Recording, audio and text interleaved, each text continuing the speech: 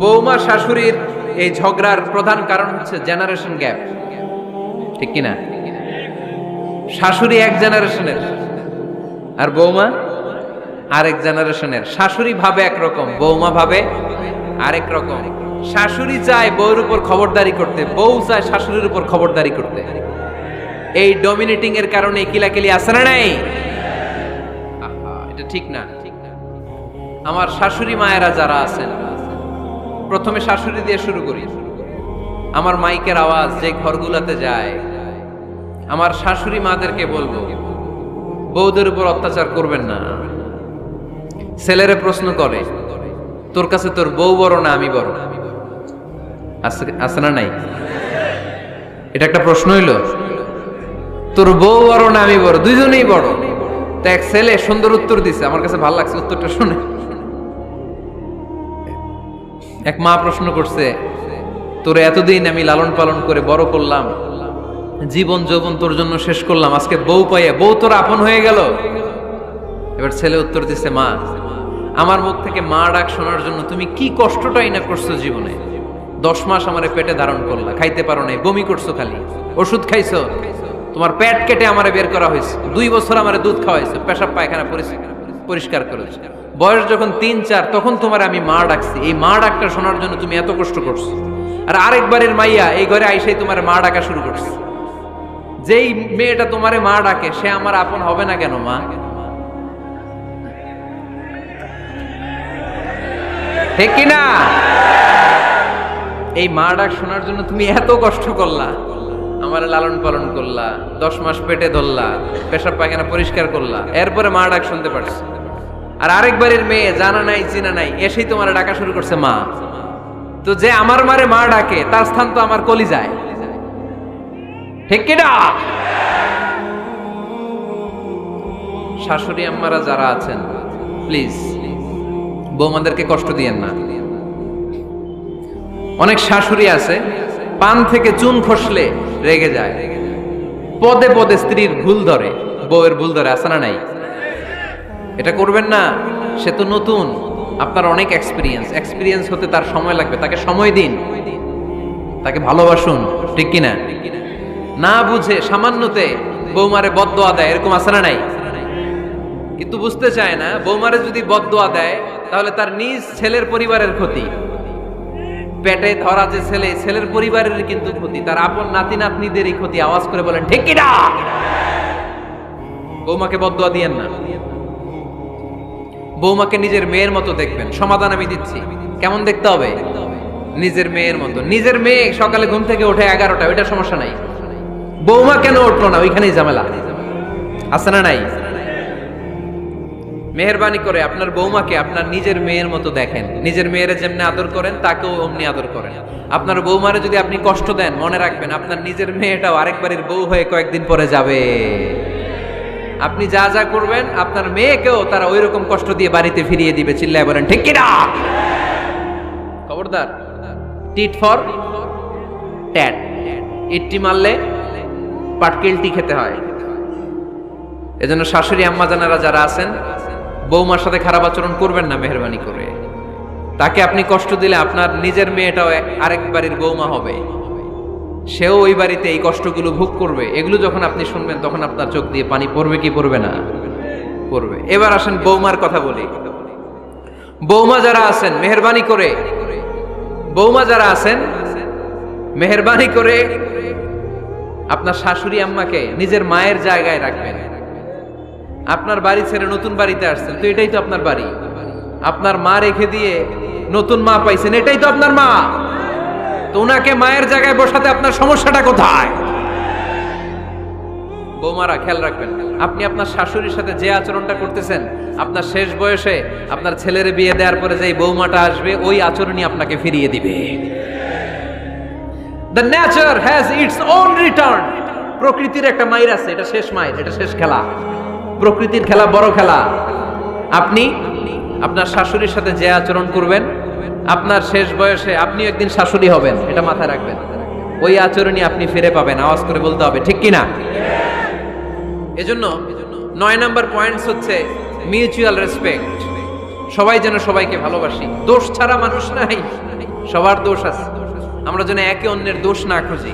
বৌমারা, আপনাদের কেন যদি আমার মাইকের আওয়াজ যায়, অল্প কিছু টেকনিক অবলম্বন করলে আপনি আপনার শাশুড়ির মন জয় করতে পারবেন। শাশুড়িরা আসলে বেশি কিছু চায় না, আগের জামানার মানুষ তো, এদেরকে ওইভাবে হাত করতে হবে। মাঝে মাঝে একটু শাশুড়ির মাথায় তেল দিয়ে দিবেন, চুলে তেল দিয়ে দিবেন আর কি, মাঝে মাঝে চুল আশ্রয় দিবেন, এগুলো কিন্তু খুব পছন্দ করে শাশুড়িরা। ওনার প্রেশারটা একটু মেপে দিবেন, ডায়াবেটিক্সের ওষুধটা খাইলো কিনা সময় মতো খোঁজ নেবেন, কি পছন্দ করে খেতে একটু রান্না করে দিবেন।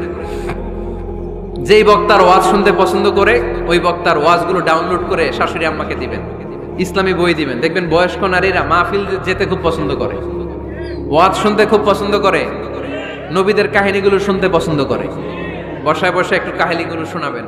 বাইরে বেরোলে জিজ্ঞেস করেন, আম্মা আপনার কিছু লাগবে কিনা। আর একটা টিপস আছে, চুল যখন আশ্রাবেন আর শাশুড়ির মাথায় যখন তেল দিয়ে দিবেন, তখন অতীতের কথা জিজ্ঞেস করেন, দেখবেন অতীতের স্মৃতিতে হারিয়ে গিয়েছে আপনার শাশুড়ি। কি জিজ্ঞেস করবেন জানেন? জিজ্ঞেস করবেন, আম্মা জান, মুক্তিযুদ্ধের সময় আপনার বয়স কত ছিল?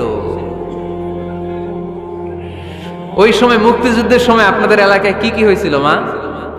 আরেকটা প্রশ্ন করবেন, মা বিয়ের সময় আপনি কেমন ছিলেন? ওই দিন দেখবেন বুড়ি আর বুড়ি নাই, জুয়ান হয়ে গেছে। ওই দিন বলবে, মা আমি অনেক সুন্দরী ছিলাম, আমার মাথায় অনেক চুল ছিল, আজকে নাই।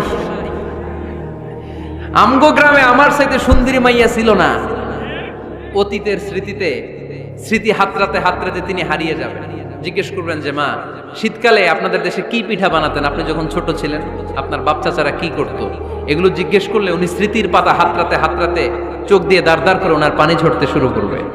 আপনার জায়গায়, ওনার হৃদয়ের মনি কোঠায় এমন জায়গায় পৌঁছবে, আপনার ছাড়া উনি কিছুই বুঝবে না। বৌমারা, এই অল্প কিছু টিপস অবলম্বন করে আপনারা আপনাদের শাশুড়ির মনকে জয় করতে পারেন। শাশুড়ি বৌমার দ্বন্দ্ব আমরা চাই না, আমরা চাই শাশুড়ি বৌমাকে নিজের মেয়ের মতো জানো, আর বৌমার শাশুড়িকে আপন মায়ের মতো ভালোবাসুক, ঠিক কিনা? এই মিউচুয়াল রেসপেক্টই পারে শাশুড়ি বৌমার দ্বন্দ্বকে দূর করতে, আর ঘরটারে শান্তি টুকরা বানাতে। আওয়াজ করে বলেন ঠিক কিনা? কয়টা গেল? আর আছে কয়টা? দোয়া করবেন একে অপরের জন্য। দোয়া, সাইয়েদনা ইব্রাহিম ফ্যামিলির জন্য দোয়া করতেন, রব্বি জাআলনি মুকিমাস সালাতি ওয়া মিন যুররিয়াতি রব্বানা ওয়া তাকাব্বাল দুআ। ও আল্লাহ, আপনি আমার নামাজ কায়েমকারী বানান, আমার কলিজার টুকরা সন্তান ইসমাইলকেও নামাজ কায়েমকারী বানান, আমার দোয়াটা আপনার দরবারে আপনি কবুল করে নেন। সুবহানাল্লাহ পড়েন। রব্বানা ইন্নী আসকানতু মিন যুররিয়াতি বিওয়াদিন গায়রি যী যারইন ইনদা বাইতিকাল মুহাররাম। ও আল্লাহ, আমার সন্তান সন্ততি, আমার ফ্যামিলিকে ধুধুমরু প্রান্তর এই উপত্যকার মধ্যে তোমার কাবা ঘরের সামনে রেখে গেলাম, তাদেরকে তুমি নামাজ কায়েমকারী বানিয়ে দিও। গোটা বিশ্বের সব মানুষের অন্তর আমার ফ্যামিলির দিকে আল্লাহ তুমি ঝুঁকিয়ে দিও। ওয়ারযুকহুম মিনাস সামারাত, ফলমূল দিয়ে আল্লাহ তুমি তাদেরকে রিজিকের ব্যবস্থা করে দিও। তার মানে সব নবীরা তাদের পরিবারের সদস্যদের জন্য দোয়া করতেন কি করতেন না? আবার কোরআন আমাদেরকে শিখালো, রব্বানা হাব লানা মিন আজওয়াজিনা ওয়া মিন যুররিয়াতিনা কুররাতা আ'য়ুন ওয়াজআলনা লিল মুত্তাকিনা ইমামা। ও আল্লাহ, এমন নেককার সন্তান, এমন নেককার স্ত্রী আপনি আমাকে দান করেন যাদের দিকে তাকালে আমার চোখ দুইটা ঠান্ডা হয়ে যায়। চক্ষু শীতলকারী স্ত্রী দেন।